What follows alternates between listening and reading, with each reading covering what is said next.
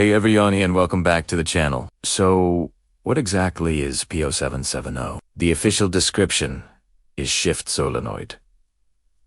Malfunction. In simple terms, your car's transmission control module, or TC, has detected a problem with a specific component called shift solenoid E. Let's quickly talk about what these solenoids do. Imagine them as little electronic gates inside your transmission. The TCM sends electrical signals to them, telling them to open or close. This action directs the flow of transmission fluid, which is what actually engages the different gears. Each solenoid is responsible for certain shifts, and when one like solenoid E isn't working correctly, it messes up the whole gear shifting symphony. This can lead to your car not shifting properly, getting stuck in a gear, or even going into limp mode to protect the transmission from further damage. Now, what causes this P0770 code to appear? The most common culprit is, unsurprisingly, a faulty shift solenoid E itself. These solenoids can fail electrically, with a short or an open circuit,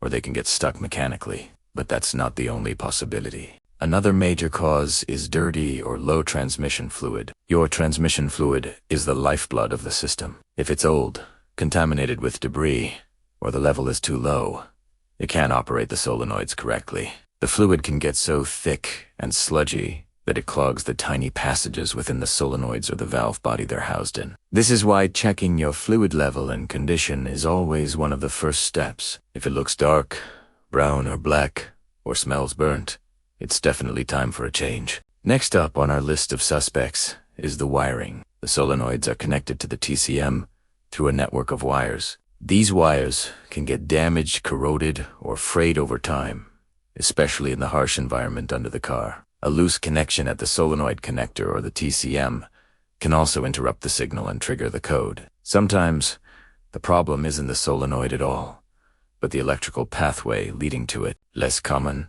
but still possible, is an issue with the transmission's valve body. The valve body is a complex maze of channels and passages where the solenoids are mounted. If these passages get clogged with sludge or debris, it can restrict fluid flow and prevent the solenoid from doing its job, even if the solenoid itself is perfectly fine. And finally, in rare cases, the problem could be the transmission control module itself. The TCM is the brain of the operation. If it has an internal fault, it might send incorrect signals or fail to send any signal at all, mistakenly reporting a solenoid issue. This is usually the last thing you'd suspect after ruling out everything else.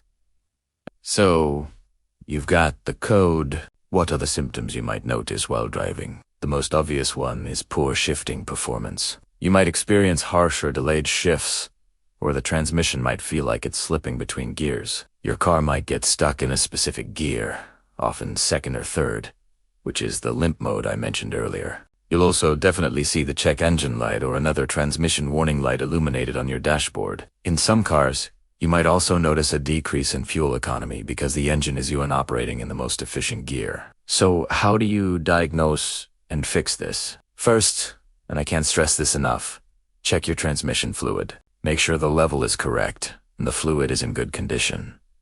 If it's low, top it off. If it's dirty, a fluid and filter change is a great starting point.